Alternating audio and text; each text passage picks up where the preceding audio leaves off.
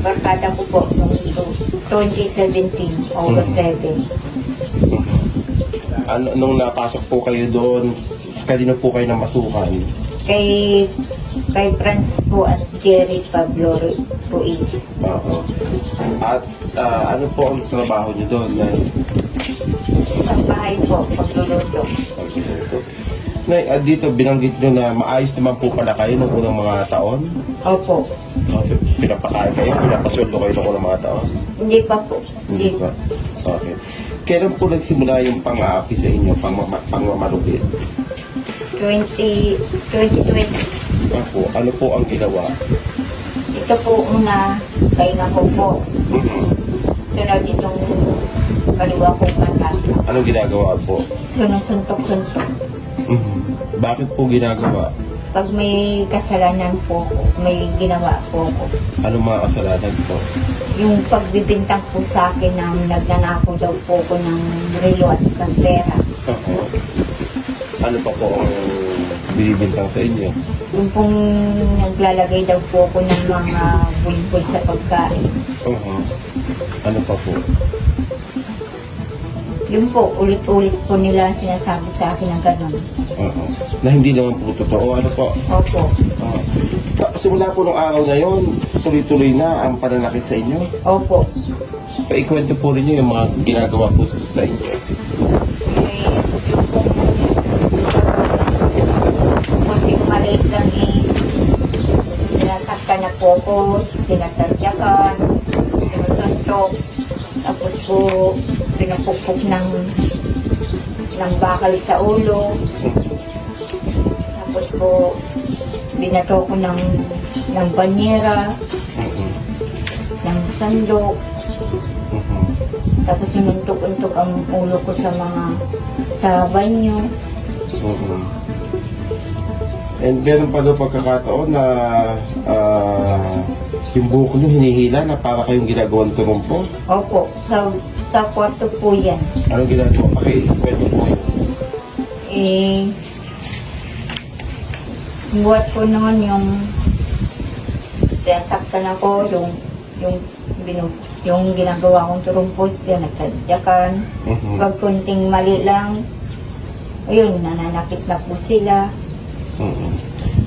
At yung asawa po si Jerry, may binanggit kayo na kapag lasing, ano pong ginagawa sa inyo? Yung pong minagis po ko, tapos binato ng lamisa. Sino pong gumawa nito? Yung lalaki po. Nagmamakaawa po ba kayo? Pag nag-iyak-iyak po ako at nag-aawa ako, sige pa rin po ang nananakit nila. Yung mata po nyo ang laging tinatarget na saktan? Opo. Paano po? Kwento po nyo yung ginagawa sa mata nyo? Ginaganon po sa nasuntok. Bakit po mata ang ginaganon? Hindi ko, para daw po narinig ko minsan, para daw hindi na po akong makakita.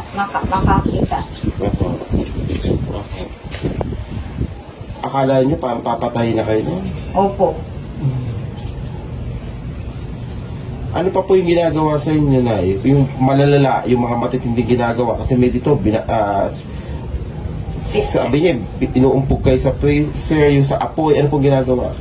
Yung po sa freezer, lagi pong inuuntog nila ako. Tapos minsan po, pinapaso nila ako sa apoy, sinusubsob nila ako sa apoy. Sa may kalan. Tapos po, binuhusan pa ako ng mainit na tubig. Okay. Yung asawa, ano pong ginagawa sa inyo? Yung lalaki?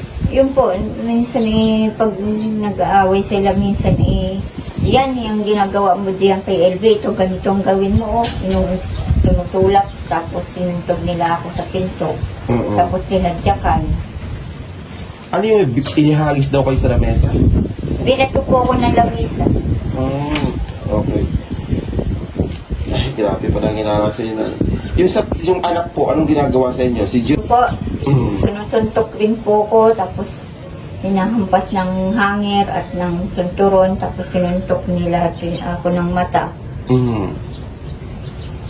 Sabi ko, di maawa ka naman sa akin.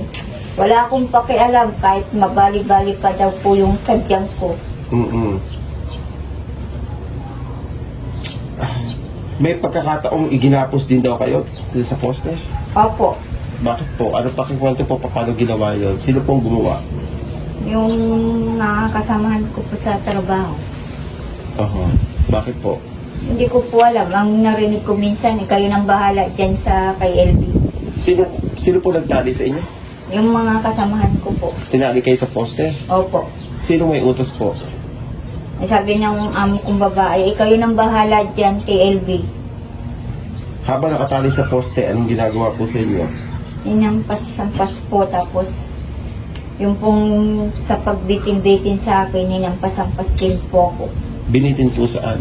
Sa taas po ng may bubong, binitin ako, nakatali po. Tapos po, yung sagitan po ng karne, Mhm. ginanon po sa liko, binitin din po. Grabe. At yung isusubsub daw kayo sa dumi ng aso, pinapakain ng mga pagkain ng aso. Opo. Bakit kwento po? Sinusubsub po ako sa may dumi ng aso. Aha. Ano po pinapakain sa inyo? Yung plato namin na pakainan, yung pinagkakainan po namin, minsan po pinapakain, nilalagyan ng pagkain ng aso. Yun rin din po ang nilalagyan nila sa akin, na binibigay sa akin ng pagkain ko, nilagyan nila ng pagkain ko. Mhm. Pakainan ng aso, na plato. Okay. So napakatitindi. Yung anak po si Danica, ano po ginagawa sa inyo? Ganun din po, inampas ako ng hangin at ng sundurin dito sa bahay. Grabe.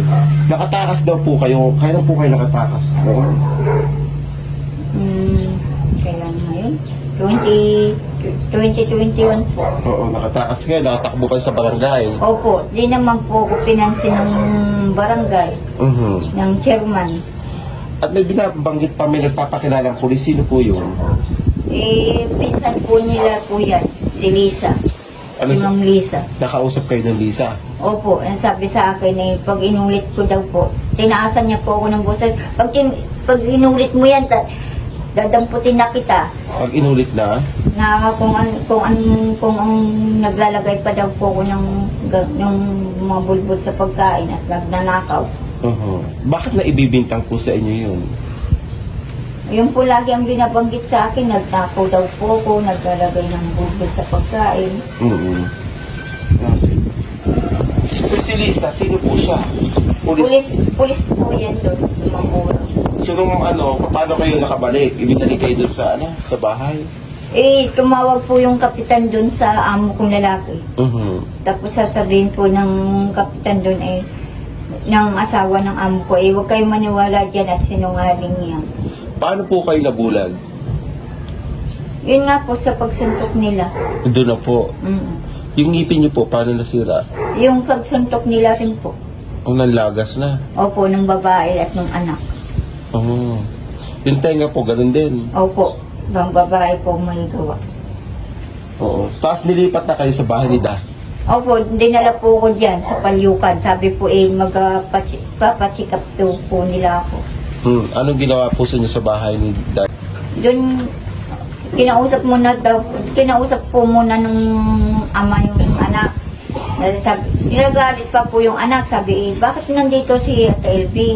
Sabi ng ng ama, ipapacheck up ng mama mo yan. Dito muna si Ate LB mo. Buat nung dumating po ako doon, hindi po ako iniintindi. Hindi naman po nila ako pinapacheck up. Ikinulong kayo. Parang kinulong po ulit ako nila. Okay, doon ka din sinasaktan. Paano ka po nakahingi ng tulong doon sa kasamang yung kasambahay doon? Nagpaalam po sa akin, sabi niya sa akin, Ate LB, may mga kamag-anak ka dito sa Batangas? Sabi ko, oo, mayroon. Sino-sino sila, Ate LB? Sabi ko. Yung una pong binanggit ko, Leona. Sunod po yung kapatid ko isa sa Tigulo. Yun. Nag-Facebook po siya, nag-type siya kung may kilala pong LB Vergara, isa Vergara, tapos ano. Kahit itong sina Jerome, yung mga anak, mga legal na po ang edad nila. Yung pong dalaga, yung panganay, 18. Si Danny? Yung bunso, 16. Si Jerome, Opo. sinasaktan ka sa edad ng 16 years old na. Opo. Grabe pala, no? Opo. Sabi ko nga po minsan, parang mga demonyo ng mga tao doon. Mhm. Kahit magmakaawa po kayo, hindi kayo pakinggan. Hindi po. Ano yung nararamdaman nun ng oras na yun? Pag sila, Sabi ko, pag nakaalis ako dito, gaganti ako at pag isusumpa ko sila. Mhm. Hindi din kayo pinasisweldo. Hindi po, buat nung pumasok po ko sa kanila. Pinapakain naman po kayo. Opo. Anong gusto niyo sabihin ngayon sa kanila, Nay? Ngayon na kayo, nakatakas na kayo sa impyernong buhay doon. Sabi ko po, sana magbayad sila, makulong sila. Gusto ko mabigyan ako ng karutulungan. Katawan. Opo. Tapos po, ipagamot nila ako. Hindi naman nila ako pinapagamot po. Wala po silang awa. Gusto ko po, hindi na nila magawa ito sa mga dati kong kasamahan. Pag may pumasok, wag sana magawa. Mhm. Ngayon po malaya na kayo, ano nararamdaman po ninyo? Masaya po at nakasama ko yung mga kapatid ko. Ayun po ay walang kada araw, walang ang araw na hindi kayo sinasaktan. Araw-araw po, wala silang awa nga po. Mhm. Mhm. Mga lasing ba sila? Ang ginagawa nila? Yung pong babae, hindi po umiinom. Mhm. Yung lalaki lang po. Ah, may tindahan sila doon. Opo. Saan bandang tindahan po nila doon? Sa may palengke po ng Mamburao. Oo. Sa may palengke. Malapit sa gasolinahan doon. Opo, dalawa ang gasolinahan. Walang iba nakakaalam doon na kayo sinasaktan? Wala po. Sabi po minsan, tinatakot nila ako. Sige, sumigaw ka pa. Nagsalita po yung amo kong babae. O, sige, videohan nyo to. Ang ginagawa ko dito. Wala na. Mayaman ba sila? May impluensya po na. May kunting kaya po. Anong kaya po? Anong kaya? Yung pong yun po ang hanap buhay nila, yung pag nagtitinda ng gulat. Ah, okay. May binabangkit na may connection daw sila sa mga pulis? Opo. Parang may connection po? Yung malakas daw po sila sa pulis. Mhm. Dahil? Dahil po may hawak. May pinsan daw po silang pulis nga po. Mhm. Yun ang panakot sa inyo. Opo. Paano kayo kumain doon? Na ganito na po ako. Oo. May nagbibigay po sa akin. Mhm. Paano kayo nakakakilos doon ng bulag? Walang umaalalay sa inyo? Wala po. Pag may nag-aalalay po sa akin, sasabihin ng amo kong babae, pabayaan nyo siya at nakakakita pa.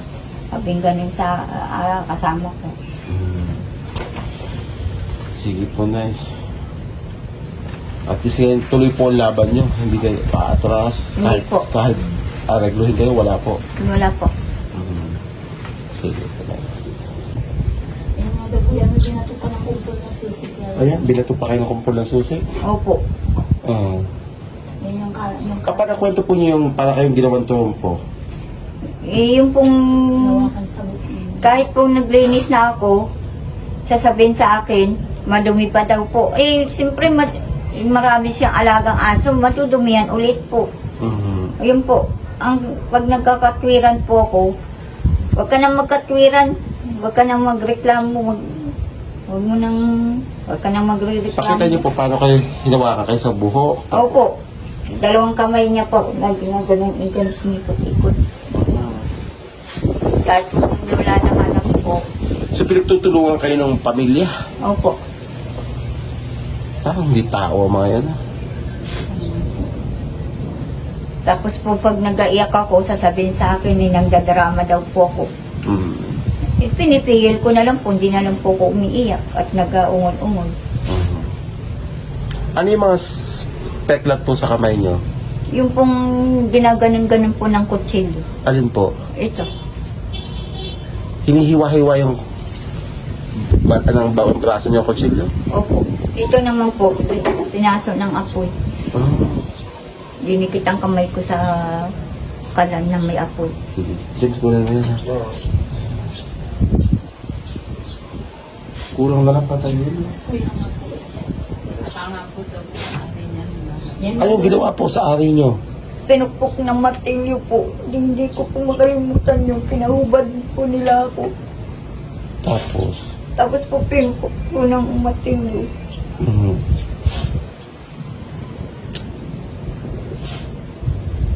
Grabe. Bakit po kayo pinahubad? Hindi ko po alam. Basta lalo po pinukpok ng martilyo. Tinagtad ka ka. Nakahubad na ako nga po. Tapos inuntog-untog pa nila ako. Oo. Ang nagsimula yan yung pagbintangan kayo na may ginagawa kayo hindi maganda sa kanila. Opo.